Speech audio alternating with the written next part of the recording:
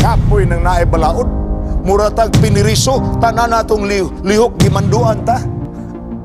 I tell you, ang pagkinabuhi nimo nga naa ka sa sulod sa kural nga mao ang kasuguan sa Dios. Kinabuhi na nga nalingkawas ka gikan sa sala. Kung wala pa ang napulo kasugo, dili kayo kasabot ang mga tao kalabot sa pagkabalaan sa Dios. Dili gani mahasol ang konsensya sa tao. Dili gani sila mubati nga nanginahanglan silang paghinulsol. Ngano man, wala man sila nakahibaw kung sa kasuguan. Tagaan ta mog sampol. Ang kasuguan, gilansang na uban kang Kristo dito sa cross. Wala lagi tas kasuguan ron, humana man na ni Kristo gilansang sa cross. Ang gikinahanglan karon, pagtuo na lang. Pagtuman, di na. Ang pagtuman, bunga sa pagtuo. Dili kay mutuman aron makadawat sa pagtuo. No, sayop na.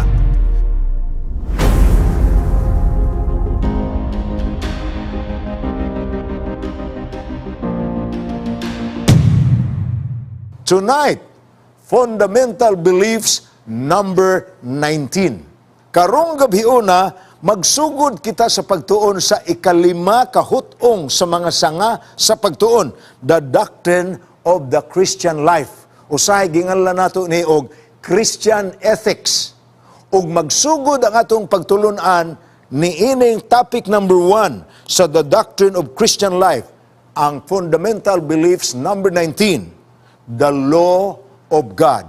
Ang balaod kun kasuguan sa Dios. Karon ako kamong awhagon. Please join with me as we read our statement of belief. Ato na lang ilaktaw ang in English, gipaningkamutan ako hubad ang binisaya. Okay, let's go and read the fundamental beliefs number 19, the law of God. Mao kini nga statement. Ang mga dagkong prinsipyo sa balaod kun kasuguan sa Dios natingob diha sa napulo kasugo nga gipakita usab o gidemonstrar sa kinabuhi ni Kristo. Kini nagapadayag sa gugma sa Dios, nakapadayag sa iyang kabubuton ug maingon man sa iyang mga katuyuan kalabot sa tawhanong pagginawi kon pamatasan, ug maingon man sa relasyon sa tao nga naglangkob sa tanang katawhan sukad sa kasaysayan sa kalibutan. Kini nga mga kasuguan mao ang nahimong basihanan sa pakigsaad sa Dios ngadto sa iyang katawhan, ang iyang covenant, ug nahimo sad ning basihanan sa Dios sa iya unyang paghukom kalabot sa destinasyon sa matag usa ka tawo. Pinaagi sa ahensya sa balaang espiritu, ang kasuguan kun balaod sa Dios nagatudlo sa sala ug nagapukaw sa tao sa iyang pagpanginahanglan sa manluluwas. Ang kaluwasan, sumala sa pagtulunan sa Biblia, iya ra gyud sa grasya ug dili sa binuhatan kun sa pagkamatinumanon. Apan, ang bunga sa maong kaluwasan, gikan sa grasya, mao ang pagkamatinumanon sa linuwas. Pagkamatinumanon niya sa kasuguan. Kini nga pagkamatinumanon nag-umol sa Kristohanong pamatasan ug mulugdang sa pag-ila sa kaugalingnan sa tao, the well-being of humanity. Kini mao'y pamatuod sa atong gugmas Ginoo ug atong pagtagad sa atong isig katao. Meaning, obedience to the law of God is proof of our love to God and our love to humanity. Ang matinumanon sa kasuguan pamatuod sa atong gugma sa Dios ug sa atong pagtagad sa isig katao. Ang pagkamatinumanon nga giba na diha manukad sa pagtuo, nagpakita sa gahom ni Kristo sa pag-usab sa mga kinabuhi ug maingon man kini nagapalig-on sa Kristohanong pagsaksi. Ang mga teksto imong mabasa diha ug ang uban niini atong ma-covered samtang magapadayon ang atong pagtulunan.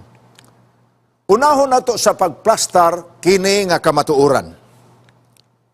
Any teaching, bisan unsa nga pagtudlo nga nagaingon maluwas lang ta kung magbantay tas kasuguan. Kana nga pagtulunan, gibadlong sa Dios ug dili kana gikan sa Biblia. Ginganlan kana sa pinulungan nga naandan og legalismo. Sa teolohiya, kanang pulong legalismo, ang buot ipasabot ana. Pagtulunan nga nagtudlo, maluwas lang ang tao, pinaagis iyang pagkamatinumanon sa kasuguan. That's legalism. So if you hear such a teaching, dismiss it because it's not biblical and it is not the truth. So atong subayon karon, kung dili man di ay makaluwas ang pagbantay sa kasuguan, kay mo man ka na gitudlo sa Biblia, nan, nganong magbantay pamanta sa kasuguan ug nganong hilabihan man kadaghan sa teksto sa Biblia nga ang katawhan sa Dios nga nagahulat kaniya ug nagaandam sa ilang kaugalingon nga mahimong lumulupyo sa gingharian sa langit, matinumanon sa kasuguan sa Dios. What's the rule therefore of obedience to the law if it does not save? This is what we are going to tackle this evening. Now remember this. When God gave the law, sa dihang gitunol niya ang duha ka papan nga bato, ngadto kang Moises didto sa bukid sa Sinai.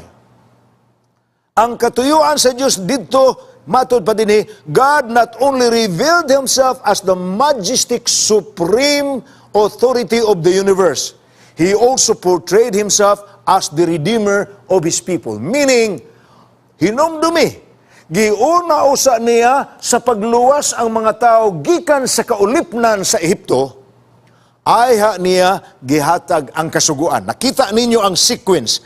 There was the gift of freedom and salvation first, and then He reminds them, karon nga naa na kamo sa kagawasan, ayaw mo kalimot mo nang usa sa mga kasuguan ug pipila na ini nagagamit sa pulong nga remember sama sa keeping of the Sabbath. Remember kay di na nininyo ang ngayan kalimtan.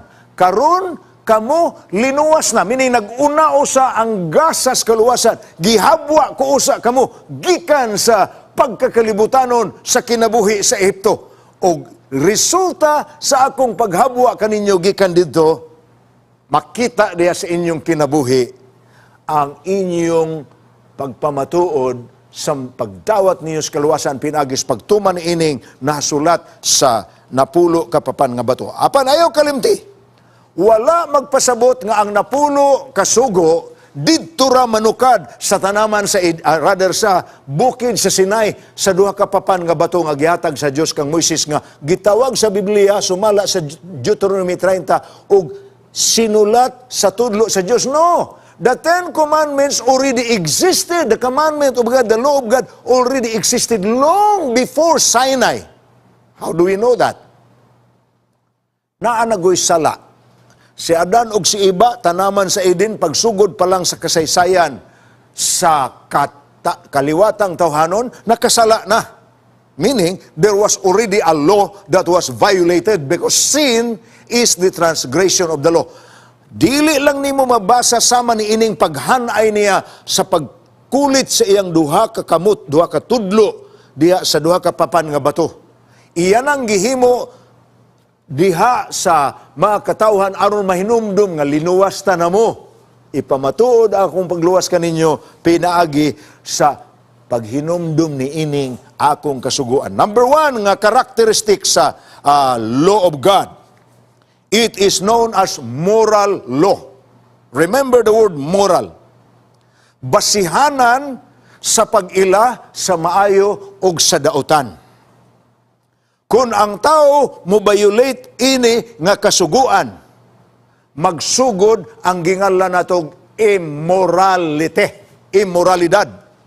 Kay ang pagtuman sa kasuguan sa Dios, ang pag-observe nato sa Ten Commandment law, ang ato kanang pagtahod sa balaod nga gihatag sa Dios kalabot sa pag-ila sa maayo ug sa dautan. Kay ang Ten Commandments is a reflection of the character of God, the lawgiver.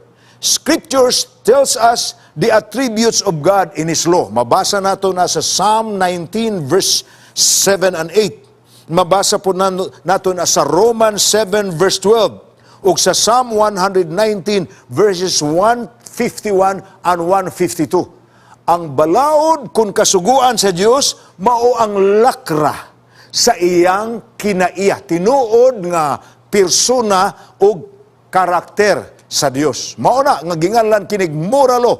The Ten Commandments convey God's pattern of conduct. Munang ginganlan nato Christian ethics, ang balaod sa maayong pagginawi. Munang ginganlan siya moral. Okay. Another characteristic of this law of God that we are studying today is that it is spiritual. Meaning, mahimo lamang sa tao ang pagtamod o pagtahod o pagsunod ni ining maong balaod sa Dios kung anaa siya kasing-kasing inklinado sa pagdawat sa kasuguan sa Dios. Kay moral and spiritual man siya. Only those who are spiritual and have the fruit of the Spirit can obey this law, according to John 15 verse 4. Human laws address only overt acts, kanang mga sulundan sa tawhanon nga kabalauran, mga regulasyon, mga rules. Makita nimo nga musunod ang tao ni ana, overt acts sa ato papakitang tao lamang compliance aron nga dili madakpan. But the Ten Commandments is broader and deeper than just mere compliance. Dili kay igo lang respetuhan tala nagtumano. It is deeper than that because it's like setting your foundation upon the solid rock. Kung magmatinumanon ka ining mga balaod sa Dios, mura kag nagtukod sa imong edipisyo nga mao ang imong pagkatao, nga ang imong pundasyon anaa sa malig-ong bato, dili sa lusay nga balas nga dali mapukan sa mga pagsulay ug tentasyon sa kinabuhi. Munang spiritual siya. Another characteristic of God's Ten Commandments, it is a positive law. Unsa may positive? Ang uban gud mo ingon pagsuti nga grabe sad ng Ten Commandments. Oy, basahon nimo ang King James version sa Exodus chapter 20 verses 3 to 17. Napuno man na sa thou shalt not, thou shalt not, thou shalt not, thou shalt not. Munang ingon sila nga kining napulo kasugo, sugo ni sa dunat. Sisugo sa dunat. Dili dangkin dunat, kundili do not do this, do not, thou shalt not, thou shalt not, thou shalt not. Well, unfortunately, the Bible writers wrote it that way. And remember, the Decalogue is more than just a series of prohibitions, thou shalt not. It contains far-reaching principles. The Ten Commandment law should not be seen as much from the prohibitory side as from the mercy side. Ayaw tanawa ka ng thou shalt not. Tanawa, kay imo man ang ma-present in more positive terms. Instead nga, thou shalt not have any other gods before me. Kung imo nang gamiton sa positive term, moingon ka man pagsulti, simbahon nako ang Dios nga tinuod ug wa nay lain. Kanang thou shalt not make unto thee any graven image. Kung gamitan na nimo positive nga terminology, maingon man na pagsulti, ang akong simbahon ang tinuod ra gyud nga Dios, dili ang gipakadios-dios sa mga tao. Ug moingon ka sa commandment number 3, thou shalt not use the name of the Lord your God in vain. Ayaw paggamita ang ngalan sa Dios sa pasipala. Kung gamitan na nimo positive nga terminology, sama ra na nagaingon ka nga ang ngalan sa Dios ako ginang tahuron, ako ginang hatagan sa husto nga pag-ilah, pinaagis pagtuon, etc. So, it's not just the prohibitory side, but it is the mercy side, ang kaluoy sa Diyos. Another characteristic of the law of God is, it is a simple law. Simple gani yano. The Ten Commandments are profound in their simple comprehensiveness. They are so brief that even a child, gagmay bata, kami sa gagmay pa mi, lakip ang mga kabataan karon sa mga Adventista nga mga pamilya, ginapamemorize nila ang bata, wa pa makaadto sa eskwelahan, pero gitudluan na sa pag-memorize sa Ten Commandments. By the time the child goes to school, Mahibong na lang ang mga teacher. Kay memorize naman niya ang 10 Commandments nga nasulat sa Exodus 20 verses 3 to 17. They are so brief that even a child can quickly memorize them, yet so far-reaching that they cover every possible sin. Ingon ana ka comprehensive ang napulo kasugo. Wala kay maibadjin nga sin sa kalibutan nga dili nimo katirisapan balik sa 10 Commandments because it's very comprehensive. Now, the law of God revealed God's will for humanity. Ang balaod sa Dios gipadayag kini sa Dios kalabot sa iyang kabubuton alang sa tao.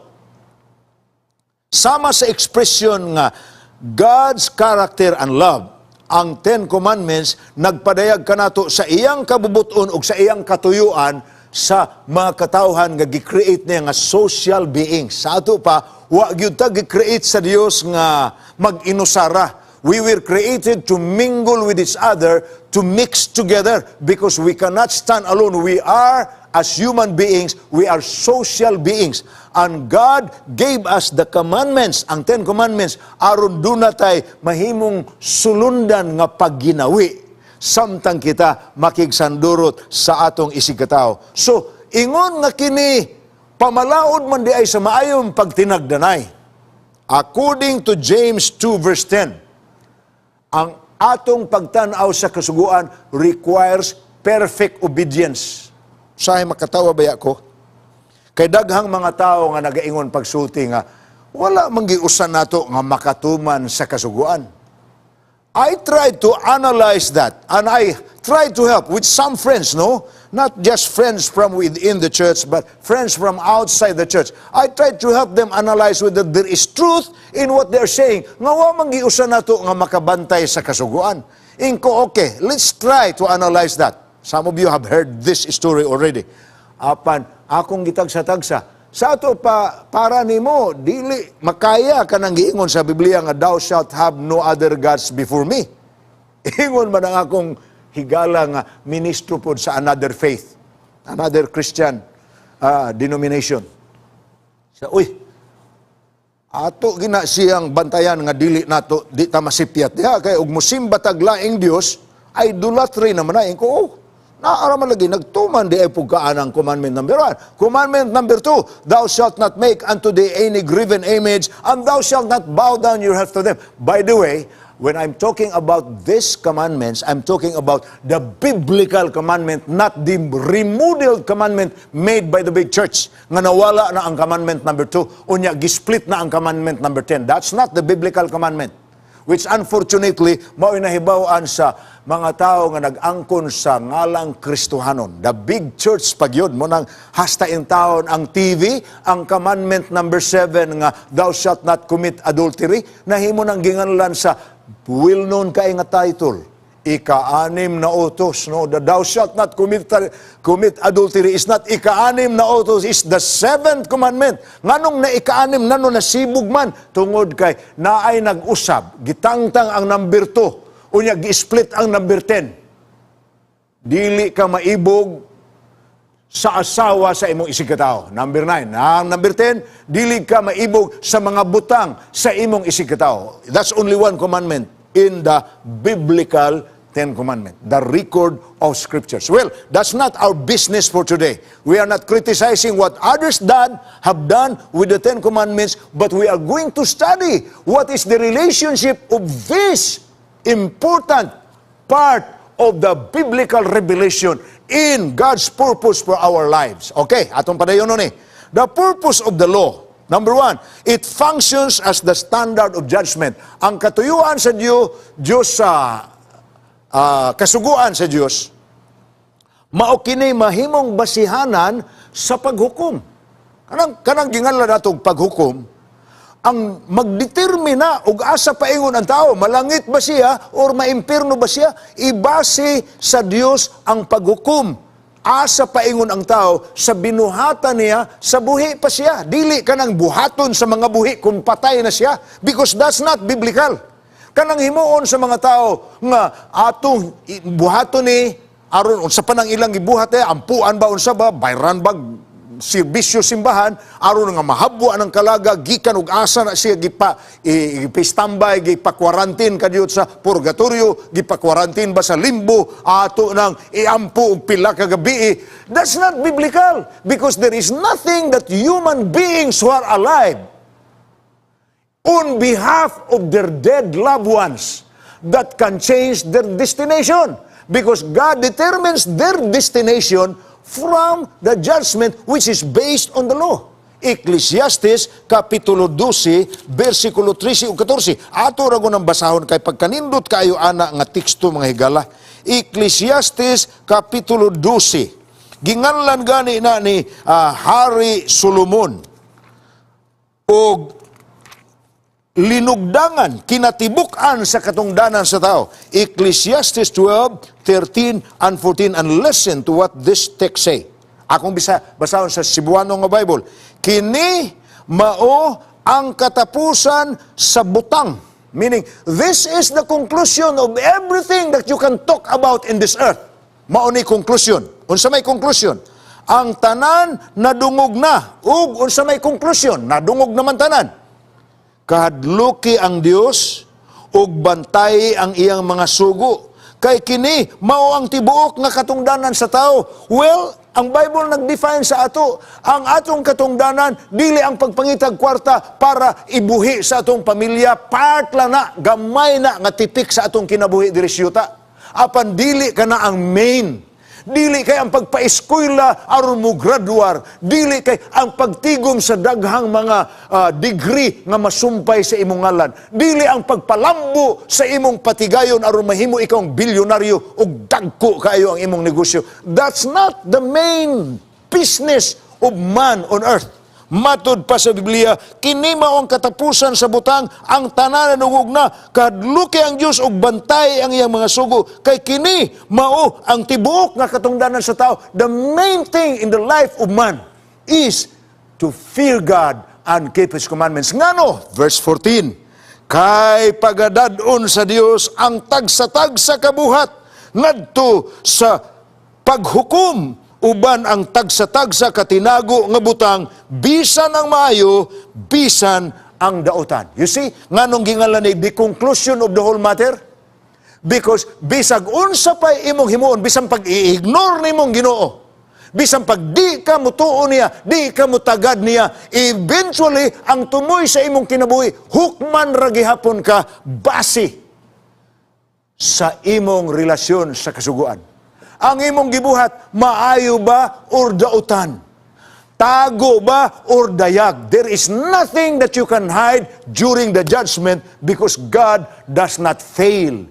Dili ni pareha sa mga surveillance, sa mga pamalaod tawhanon nga ukit-ukiton sa ang gingalan nila contact tracing para masubay og kinsa ginagdaay ining kagawa dire. It's not like that. The Bible record, the angels who are recording this are very accurate that they will never a mistake. God's judgment will never make a mistake. Wherever you will be in the end, is always you are being judged. Muna atong ipasantop sa atong episode 1. Season 1 sa atong Jesus Still the Answer. One thing that we have made as a conclusion. As far as the Bible is concerned, we are saved by grace. That's the Bible teaching.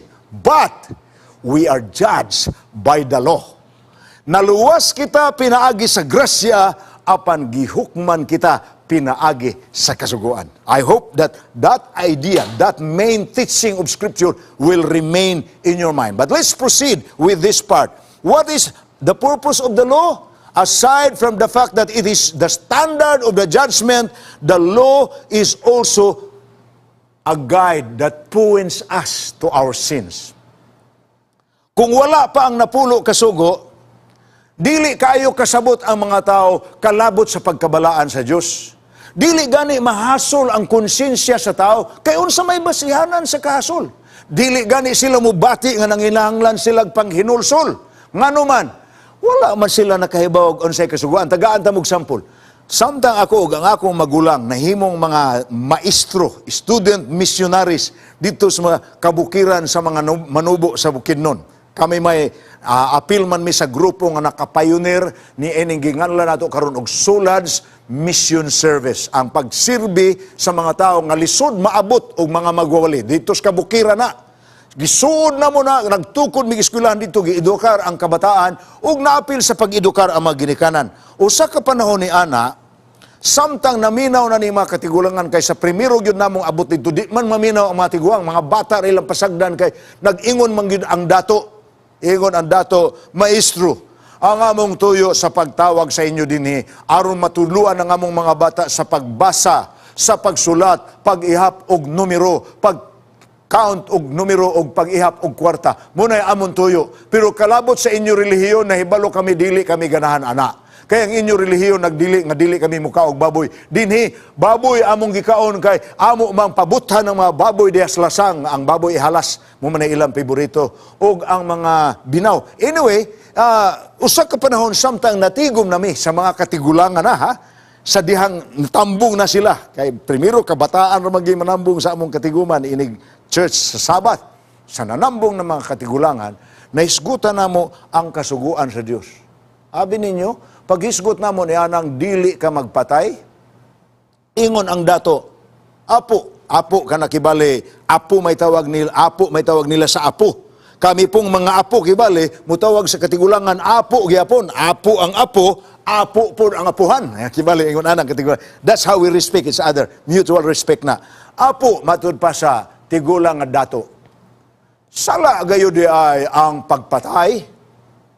Di nahibong mi anang pangutan, yun na mo, apo, naa sa Bible, among gibasa, ang napulo kasugo, dili ka magpatay. Sugo sa Dios, apo, ug sugo sa balaod sa yuta, dili angay nga magpatay kita. Kaya kung mupatay kita, dakpon kita sa gobyerno. Ug magpatay kita, may tulubagon kita sa Ginoo. Abi ni mugod sa iyang tubag. Siya dinhigod sa amo lahi.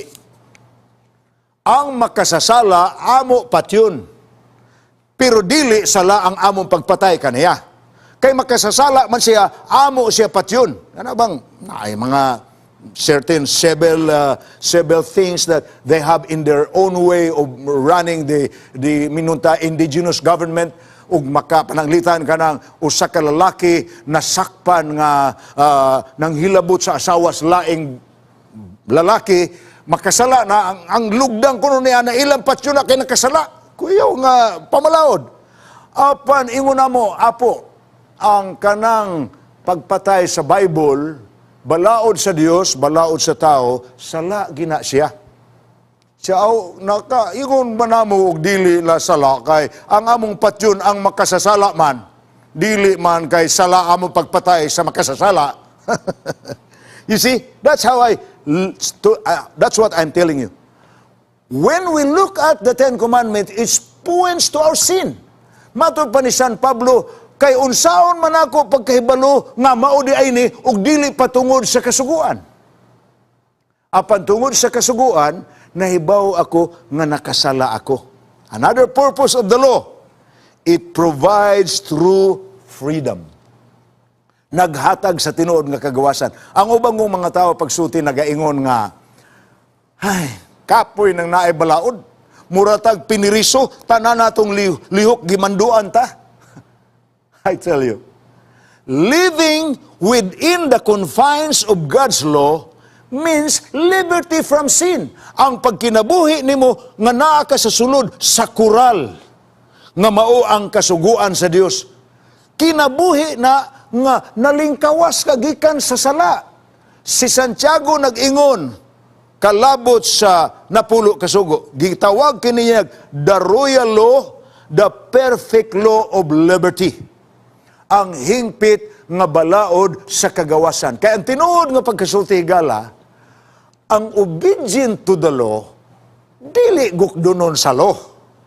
Ang gukdunon sa law, ang disobedient to the law. But when you are obedient, you are within the premise, you are within the fence, you are within the fortress. Because the commandments is like a fortress. Bisag unsa nga sosyedad, nga naay kabalauran, ang tuyo anang balaura mao ang pagprotect sa iyang constituents, mabarangay man na, masyudad man na ay kasuguan diha kay aron ang tao dili mahilabtan sa virus sa sala. But bungkaga ang bisan usalang kapart anang paril nga mao ginganlan natog 10 commandment. Bungkaga ang bisan usalang kapart ana dunay access sa pagsulod sa community of believers and people who are residing inside the fenced community nga maapektuhan yun sa sala. Bisag usala imong bungkagon, labi na yung daghan imong bungkagon. Muawas yun nga rin paingon sa sulod ang influensya sa mas COVID. So, the law is a law of liberty. Ang imong pagkamatinumanon mo ay tinuod nga kagawasan. Apan ang imong pagkamasinupakon mao'y tinuod nga pagkagukdunon gyud nimo sa galamay sa balaod. Now, ang kining ginganlan sa Bible of the perpetuity of the law, ang pagka mapinadayonon nga wala gyud maputol. Since the Ten Commandments moral law is reflection of God's character, His principles are not temporal or situational but absolute, unchangeable and permanent validity for humanity. Dili gina nimo po ingon nga kinilang panahon na magsunod lang ta kay para ra man ni karon. No. As far as the Ten Commandment law is concerned, it was kept before, it is to be kept today, and it will be kept until tomorrow. Wala nay perpetual mangguna siya. Ang balaod pananglitan sa Sinai. Karon, ang dako yung problema sa mga tao, kanamatik sa Bible nga, nagaingon, ang kasuguan, gilansang nauban kang Kristo dito sa cross. Naman na. Roma 10, versikulo 4. Ato rago na basahon. Roma 10, versikulo 4. Ang sige ingon, paminawara kay, kontrobersyal mangguni nga mga teksto.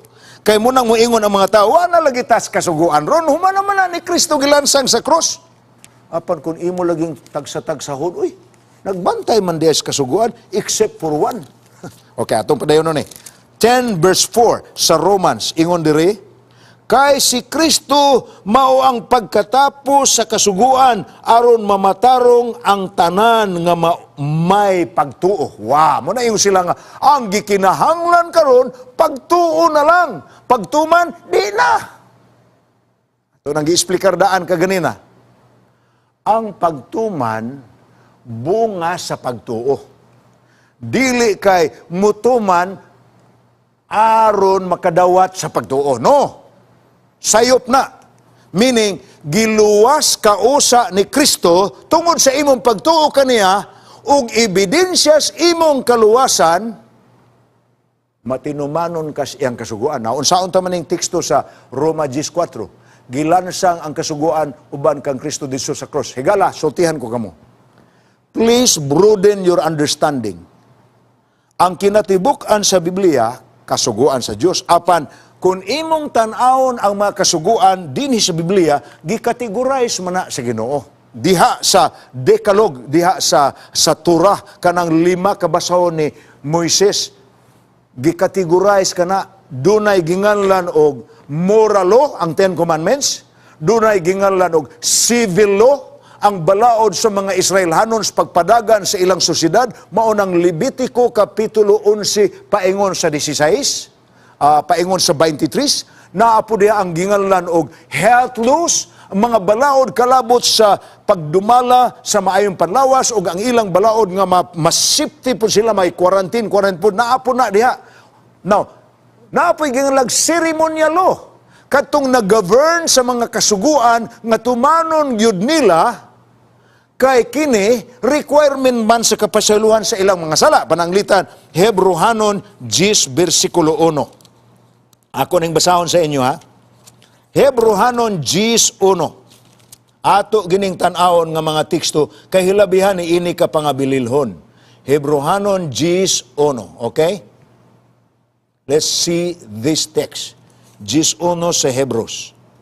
Paminawa kay it's very important. You should mark this in your mind.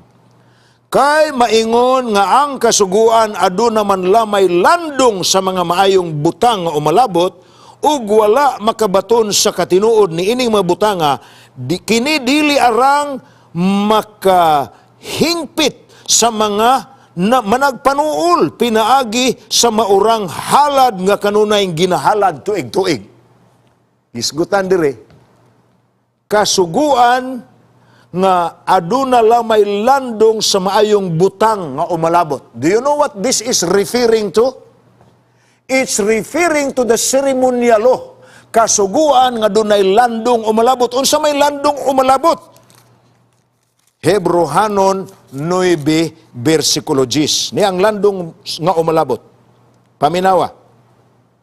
Kundili may kalabutan lamang bahin sa kanunon ug ilimnon ug sa nagkalain-laing mga pagpanghugas, mga tulumanon alang sa lawas nga gipahamutang o aron pagatumanon hangtod sa panahon sa pagpatarong sa mga butang. Did you hear what these things are referring to? The ceremonial law governing the ceremonies of the Jews related to the offering of the bread, offering of the wine, offering of the lamb, offering of the burnt, unsa na lang na nga gipanghimo nila naglibot sa templo, sa sanktuaryo. Nga naman, kadtong tanan nga mga balaod seremonyal, nga gihimo nila tinuig, inadlaw, sinimana, na nagtudlo kadto sa landong sa butang umalabot. Kinsa may umalabot? Si Ginoong Hesus. Ang gitudlo sa mga karnirong gihalad, ang gitudlo sa mga tinapay nga walay libadura, ang gitudlo sa mga ilimnon nga nagsimbolos dugo ni Hesus, ang umalabot. Landong sa butang umalabot. Ceremonies. They have to do it repeatedly because they are ceremonies. Mao na'y gilansang uban kang Kristo dito sa cross. Because after Christ was nailed on the cross, no one among us are required to do the same thing again. Why? The last lamb, the last offering of the last ceremony was Jesus Christ who died on the cross of Calvary. Nang gilansang uban kang Kristo pagkatapos sa kasuguan. Unsa nga kasuguan? Ang kasuguan kalabot sa seremonyas nga nagtudlo sa landong sa umalabot. What's the umalabot? Christ. Silang tanan sa wapat si Kristo, nagalantaw sa umalabot nga mao si Kristo. Nahuman naman si Kristo, gilansang naman niya kadtong kasuugoan nga seremonyal nga nagtudlo paingon niya, wa nay usa nato ron nga magdala pag karniro kay aron mapasaylo atong sala. Wa nay usa nato ron nga mo patong pa sa atong kamot sa ulos karniro aron ikumpisa lang atong sala. Wala nay usa kanato ron nga muihaw pa anang karniroha aron isablig ang madugo dito sa altar. All the ceremonial law has ended when Christ was nailed on the cross. Therefore, we are not bound to do them anymore. Why? It was nailed in the cross when Christ was nailed there. End of the law. Ceremonial. Wa na. Nga naman, sila naghimo sa seremony aron makasabot sila sa umalabot nga Kristo. Kitawa na kinahanglan nga mohimo pa sa seremony kay nasabta na nato unsay hinungdan nganong namatay si Kristo.